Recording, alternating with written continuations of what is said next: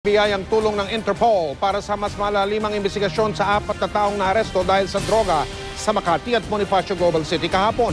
Ang dalawa sa mga sospek ay na-inquest na. Nakatutok si Lia Manialac del Castillo. Sumailalim na sa inquest proceedings kanina sa DOJ ang Canadian national na si James Clayton Riach. Isa sa dalawang naaresto kahapon ng NBI matapos ang raid sa high-end condo na Gramercy Residences sa Makati. Nakatakip ang mukha ni Riach at tumangging magsalita sa kamera. Kasama niyang na-inquest si Ali Memar Mortazavi Shiratzi na naaresto kasama ni Riach kahapon. Reklamong illegal possession of dangerous drugs ang isinampal laban sa dalawa. Pero dahil tumanggi silang dinggin ang reklamo sa isang preliminary investigation, diretso ng isasampa ang kaso sa korte. Nakatakda rin sumailalim sa inquest ang dalawang Phil-Canadian na kinilalang sina Christian Holaso at Brian Espadilla. Nahuli naman ang dalawa kahapon sa isa ring exclusive condo na Lux Residences sa Bonifacio Global City, kung saan nakuha ang hindi raw bababa sa 100 milyong piso ng shabu, cocaine at ecstasy.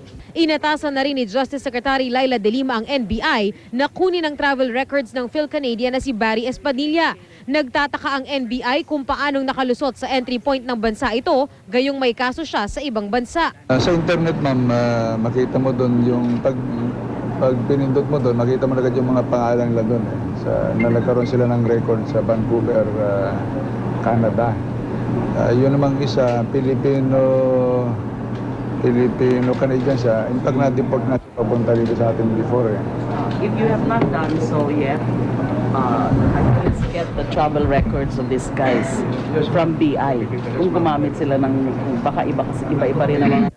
Hiningi na rin ng NBI ang tulong ng Interpol para makakuha ng iba pang impormasyon tungkol sa dalawa.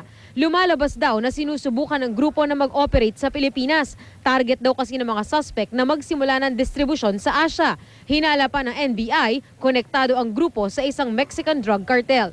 Yung mga suspect naman, yung dalawa, yung sa may yung Lux Residence, inadmit naman nila na yung nagpadala ng items are drug groups from Mexico.